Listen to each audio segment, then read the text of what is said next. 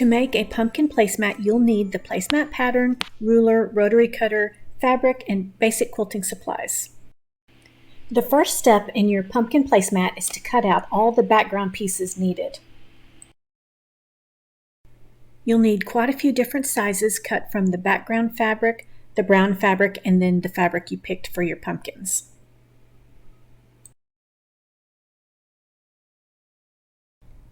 Grab the fabric for the pumpkins and line it up, and you will need the 1.5-inch blocks, which you will line up at the corners of the pumpkin fabric.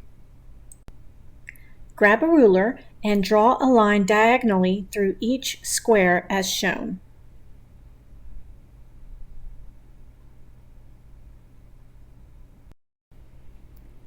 Pin these squares in place. Then you'll take the fabric to your sewing machine and sew a straight line along the mark you made.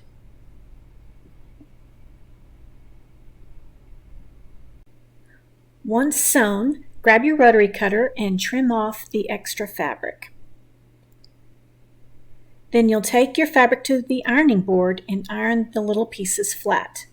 If you have any wonky corners, just grab a straight ruler and trim them up. Now we'll start piecing together the pumpkins and the background. Starting with the pumpkin stems. Refer to the pattern and grab the fabric piece sizes that you need to make the stems. Line everything up, take it to your sewing machine and sew together with a 1/4-inch seam allowance. Keep repeating this process, putting together the pumpkins and the stems and all of the background pieces according to the pattern. Once the front of your pumpkin placemat is done, you'll want to cut a background fabric and batting to the same size as the pumpkin placemat. Sandwich these 3 pieces together and baste using your favorite basting method. Take your quilt sandwich to your sewing machine and quilt as desired. I quilted mine with a circle pattern, but a straight stitch would be great as well. Now we're going to add binding. Cut your binding fabric in 2.5-inch strips, enough so that you'll have 80 inches of binding. You'll want to join your binding pieces on the bias to reduce bulk. To do this, you will join the strips at right angles and stitch across the corners as shown. Trim the excess fabric and press with your iron. Fold the binding strip in half lengthwise, wrong sides together, and press with your iron. Using a ruler and rotary cutter, you'll want to cut off any excess fabric or batting, leaving a straight, even edge all the way around your placemat. Starting at the center of your placemat, use straight pins or binding clips and go ahead and attach the binding with the raw edge aligned with the raw edge of the placemat.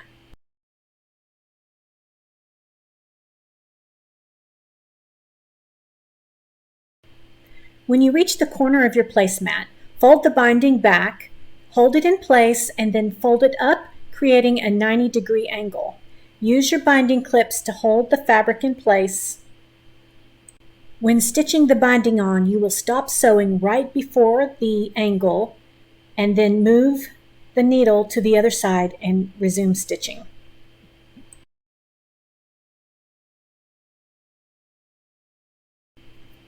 Take your placemat to the sewing machine and stitch the binding to the placemat using a 1/4-inch seam allowance. Stop sewing when you reach about 3 inches before the end of the binding. You'll line up the 2 leftover strips of binding, pin in place and sew them together. Trim the excess fabric and finish sewing on the binding. Next, flip the binding to the back of the placemat.